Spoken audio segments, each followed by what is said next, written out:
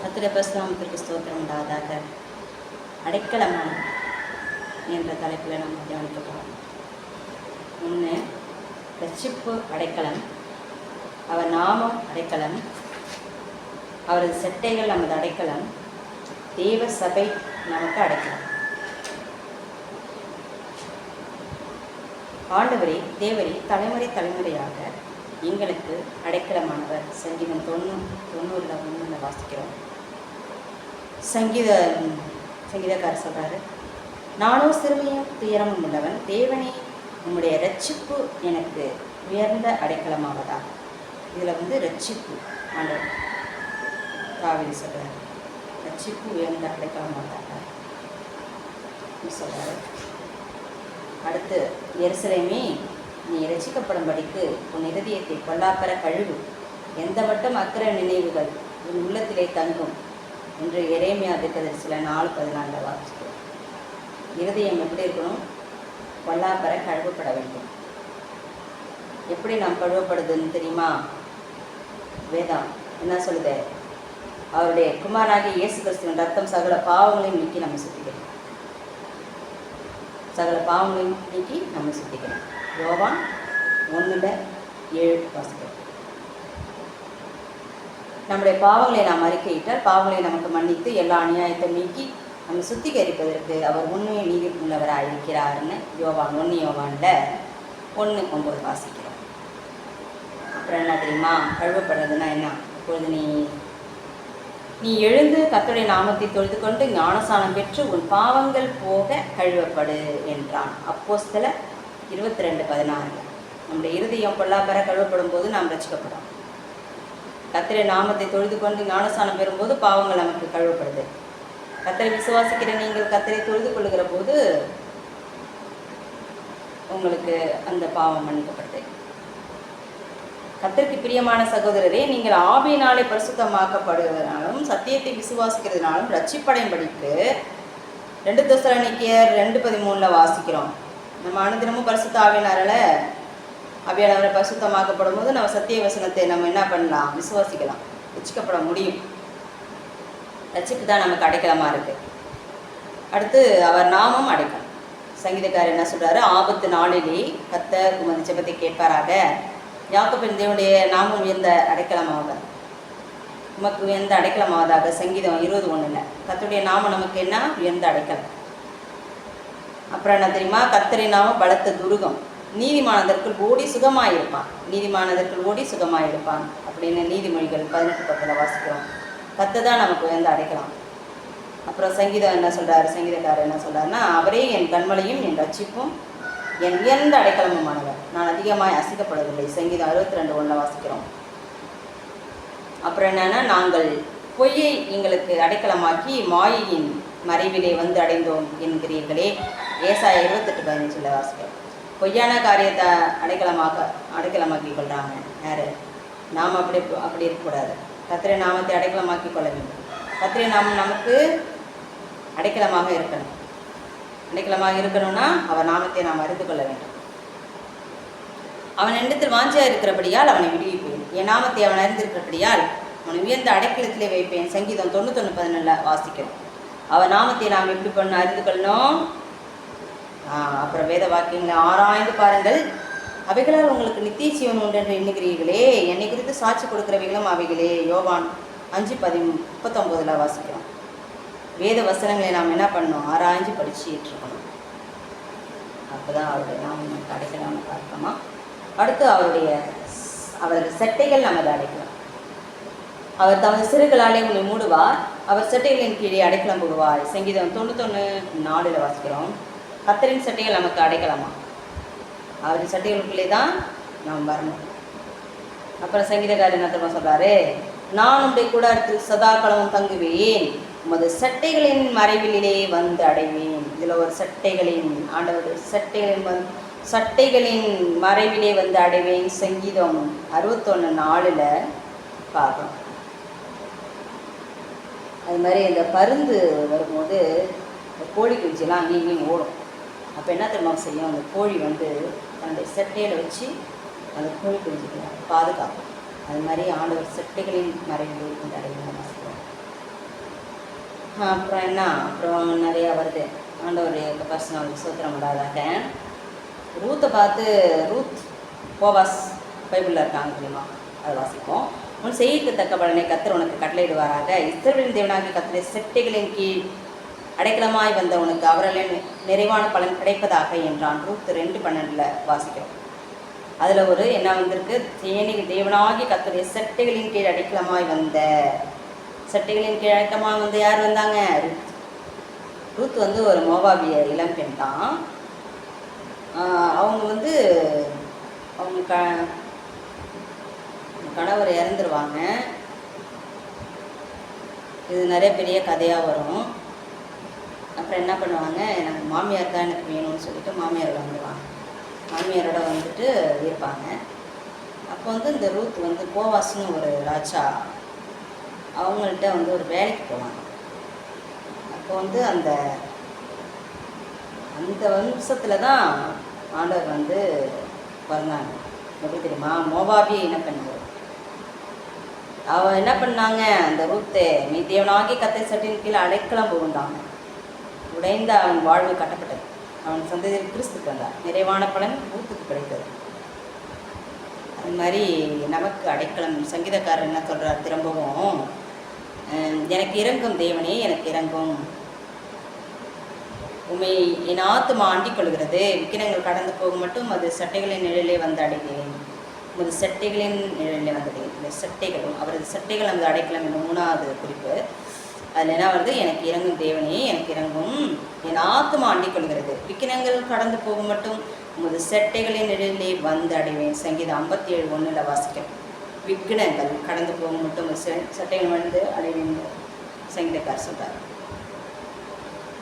நாம் அப்படி சொல்ல வேண்டாம். எல்லா காலங்களிலும் உமது சட்டைகளின் நிழலே வந்து அடைவேன் அப்படின்னு நம்ம சொல்லுவோம். அடுத்து தேவ சபை நமக்கு அடைக்கணும். கர்த்தருடைய வேதம் என்ன சொல்லுது, பகலிலே வெயிலுக்கு நிழலாகவும் பெருங்காற்றுக்கும் மழைக்கும் அடைக்கலமாகவும் மறைவிடமாகவும் ஒரு கூடாரம் உண்டாயிருக்கும். தேவ சபை நமக்கு அடைக்கலாம். இதில் என்ன பண்ணுது, பகலிலே வெயிலுக்கு நிழலாகவும் பெரும் காற்றுக்கும் மழைக்கும் அடைக்கலமாகவும் மறைவிடமாகவும் ஒரு கூடாரம் உண்டாயிருக்கும். ஏசாயா 4:6 வாசிக்கணும். தேவன் நமக்கு அடைக்கலமாக ஒரு கூடாரத்தை கொடுத்துருக்காங்க. தாவீது என்ன சொல்கிறார் தெரியுமா, தீங்கு நாளில் அவர் என்னை தம்முடைய கூடாரத்தில் மறைத்து, என்னை தமது கூடார மறைவிலே என்னை மறைத்து, தீங்கு நாளில் அவர் என்னை தம்முடைய கூடாரத்தில் மறைத்து, என்னை தமது கூடார மறைவிலே ஒளித்து வைத்து, என்னை கண்மலையின் மேல் உயர்த்துவார். இப்பொழுது என் தலை என்னை சுற்றிலும் இருக்கிற என் சத்துருக்களுக்கு மேலாக உயர்த்தப்படும். அது நிமித்தம் அவருடைய கூடாரத்திலே நான் ஆனந்த பலிகளை இட்டு கர்த்தரை பாடி அவரை கீர்த்தனம் பண்ணுவேன். சங்கீதம் 27:5-6 வாசிக்கிறோம். அவருடைய கூடாரம் எது தெரியுமா, பழைய ஏற்பாட்டு காலத்தில் ஆசரிப்பு கூடாரம்னு ஒன்று இருக்கும். அதுதான் அந்த புதிய ஏற்பாட்டில் சபை தான் நமக்கு கூடாரம். பழைய ஏற்பாட்டில் ஆசரிப்பு கூடாரம், புதிய ஏற்பாட்டில் சபை, அதுதான் நமக்கு கூடாரம். நம்ம என்ன பண்ணோம், தேவ அடைக்கலத்திற்குள் பாதுகாப்பிற்குள் வரணும். நம்ம அப்போ தான் நாம் வாழ தீங்கு நாட்கள் வராது. தீங்கு நாட்களுக்கு நாம் மறைக்கப்பட வேண்டும். கர்த்தரின் கூடாரத்தில் இருக்கணும். கர்த்தரின் கூடாரம்னா என்ன, சபைக்கு வரணும். சபைக்கு வரணும். சபை கூடி வருதலை சிலர் விட்டு விடுகிறது போல நாமும் விட்டு விடாமல் அப்படின்னு எபிரேயர் 10:25 வாசிக்கிறோம். சபைக்கு போகாமையே எல்லாரும் வீட்லேயே ஜெபம் பண்ணிட்டு இருப்பாங்க. அது மாதிரி செய்யக்கூடாது. சபைக்கு போகணும். சபை கூடி வருதலை விட்டுக்கூடாது. ஆனால் வீட்டில் ஜெபம் பண்ணாலும் அது ஒன்றும் தப்பு இல்லை. பவுலும் சீலாவும் சிறைச்சாலையிலேயே ஜெபிச்சாங்கல்ல, அது மாதிரி நம்ம ஜெபிக்கிற இடமும் ஒரு பரிசுத்தமாக நம்ம எங்கே ஜெபிக்கிறோமோ, ஆற்றங்கரையிலோட போய் ஜெபிச்சாங்கல்ல, நீதியாரோட இருதயம் அப்போதான் திறக்கப்பட்டுச்சு. நம்ம வந்து சரியான, இப்போ வந்து நம்ம ஆஃபீஸ்க்கு போகிறோம், 9 மணிக்கு ஆஃபீஸ்னாக்க நம்ம வந்து ஒரு 9:15 இப்படியோட போகலாம். ஆனால் போகிறோம் ஆஃபீஸ்க்கு, என்னத்துக்கு போகிறோம், அங்கே வந்து ஒரு மேலதிகாரிகளுக்கு கீழ்ப்படிச்சு போகிறோம். அதை விட மேலதிகாரி யார், நம்ம ஆண்டவராகிய இயேசு கிறிஸ்து தான். ஆனால் நம்ம என்ன பண்ணுறோம், சபைக்கு போகும்போது லேட்டாக போகிறோம். லேட்டாக போகக்கூடாது. அந்த யோவான் என்ன பண்ணார் தெரியுமா? அந்த பவுலும் யோவானும் போவாங்கள்ல, தேவாலயத்துக்கு போகும்போது எத்தனை மணிக்கு திரும்ப போனாங்க? 9 மணிக்கு போனாங்க. 9ஆம் மணி வேலையிலே அவருக்கு தேவாலயத்துக்குள்ள பிரவேசித்தார்னு வாசிக்கிறோம். அதனால் நம்ம என்ன பண்ணணும்? சபைக்கு போகும்போது லேட்டாக போகக்கூடாது, தாமதமாக போகக்கூடாது, சீக்கிரமாக போவோம். நம்ம ஒரு அதிகாரிக்கு ஆஃபீஸ்க்கு போகும்போது அதிகாரிக்கு எப்படி பயப்படுறோம், அது மாதிரி அதை விட பயப்படத்தக்க ஆண்டவராக இயேசு கிறிஸ்து தான். அதனால் நம்ம என்ன பண்ணணும்? சபைக்கு வந்து நேரத்தோடு போயிடணும். 9 மணிக்கு சர்ச்சை ஆரம்பிக்கிறாங்கன்னா 8:45 போயிடணும். அதுதான் ஆண்டவருடைய ஒரு வாஞ்சை. ஆண்டவர் மேலே வாஞ்சையாக இருந்தோன்னா, நம்ம 10 மணிக்கு சபைன்னா 9 மணிக்கு 9:15 இப்படி போயிடும், முன்னாடியே போகும். அதுதான் கர்த்தருடைய பார்வையில் நல்லது. அப்புறம் என்னன்னா, நானுடைய கூடாரத்தில் சதா காலமும் தங்குவேன். கூடாரம், இந்த கூடாரம்னா சபை, அப்படி அந்த இதை நம்ம வந்து இப்போ தானிச்சிட்ருக்கோம். நம்ம சபையின் ஐக்கியம் நமக்கு வேணும். அப்போ சங்கீதக்காரர் என்ன சொல்கிறாரு? நானுடைய கூடாரத்தில் சதா காலமும் தங்குவேன். அவர் சங்கீதக்காரர் என்ன பண்ணுறாரு? கூடாரத்தில் சதா காலமும்னா எப்போதுமே ஆண்டவருடைய கூடாரத்தில் போய் தங்கியிருக்காங்க. அப்போ என்ன செய்யணும்? நம்ம கூடாரத்துக்கு போய் தங்காமல் ஆண்டவர் என்ன பண்ணோம்? கர்த்தரை ஆராதிக்கணும். அப்புறம் என்ன சொல்கிறாரு? சேனைகளின் கர்த்தாவே, உமது வாசஸ்தலங்கள் எவ்வளவு இன்பமானவைகள். என் ஆத்மா கர்த்தருடைய ஆலய பிரகாரங்களின் மேல் வாஞ்சையும் கவனமாக இருக்கிறது. என் இருதயமும் என் மாம்சமும் ஜீவனுள்ள தேவனை நோக்கி கம்பீர சத்தமிடுகிறது. என் ராஜாவும் என் தேவனுமாகிய சேனைகளின் கர்த்தாவே, உம்முடைய வீடங்கள் அண்டையில் அடைக்கலான் குருவிக்கு வீடும் தகைவிலான் குருவிக்கு தன் குஞ்சுகளை வைக்கும் கூடு கிடைத்ததே. உம்முடைய வீட்டில் வாசமாயிருக்கிறவர்கள் பாக்கியவான்கள், அவர்கள் எப்பொழுதும் உம்மை துதித்து கொண்டிருப்பார்கள். என்ன பண்ணுவாங்க? எப்போதும் துதித்து கொண்டிருப்பார்கள். சங்கீதம் 84 1-4 இந்த வசனம் வாசிச்சு பாருங்க. தேவன் வந்து சபையை தான் நமக்கு அடைக்கலமாக கொடுத்துருக்காங்க. நம்முடைய தேவன் நம்மளை ஆசீர்வதிக்கிறாங்க, போதிக்கிறாங்க, வழி நடத்துகிறாங்க. எனவே நம்ம என்ன செய்யணும்? சபை கூடி வருதலை விட்டு விடக்கூடாது. அப்புறம் என்ன சொல்கிறது? வேதம் என்ன கூறுகிறதுனா, ஆனாலும் கடைசி நாட்களில் கர்த்தருடைய ஆலயமாகிய பர்வதங்களின் கொடுமுடியில் ஸ்தாபிக்கப்பட்டு மலைகளுக்கு மேலாக உயர்த்தப்பட்டிருக்கும்.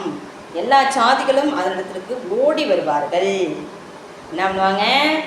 எல்லா ஜாதிகளும் இடத்துக்கு ஓடி வருவாங்களாம். மீகா 4:1 வாசிக்கிறோம். ஆனாலும் கடைசி நாட்களில் கர்த்தருடைய ஆலயமாகிய பர்வதங்களின் கொடுமுடியில் ஸ்தாபிக்கப்பட்டு மலைகளுக்கு மேலாய் உயர்த்தப்பட்டிருக்கும். எல்லா ஜாதிகளும் அதனிடத்திற்கு ஓடி வருவார்கள். எல்லா ஜாதிகளும் ஓடி வரணும். இந்து, கிறிஸ்டின், முஸ்லீம் அப்படிலாம் இல்லை. எல்லா ஜாதிகளும்னா ஆண்டவர் யாரையும் சொல்லலை, அந்த மாதிரி இதாக சொல்லலை. அது வந்து எல்லாரும் வரணும் அப்படி தான் போட்டிருக்காங்க. இது இந்த ஜாதியெல்லாம் மனுஷன் தான் உண்டாக்குனது. அதனால் ஆண்டவர் வந்து அப்படிலாம் உண்டாக்கல. ஆண்டவர் படைத்தது ஒரே ஜாதி, ஆண் பெண், அவ்வளோதான். ஆண் பெண் அதான். அதில் வந்து மனுஷங்களை வந்து ஜாதிகள்லாம் பிரிச்சிட்ருக்காங்க. அதெல்லாம் வந்து ஆண்டவருக்கு பிரியம் இல்லை. ஆண்டவர் என்ன சொல்கிறாங்க தெரியுமா? எல்லா ஜாதிகளும் அதுக்கு ஓடி வருவாங்கன்னு போட்டு.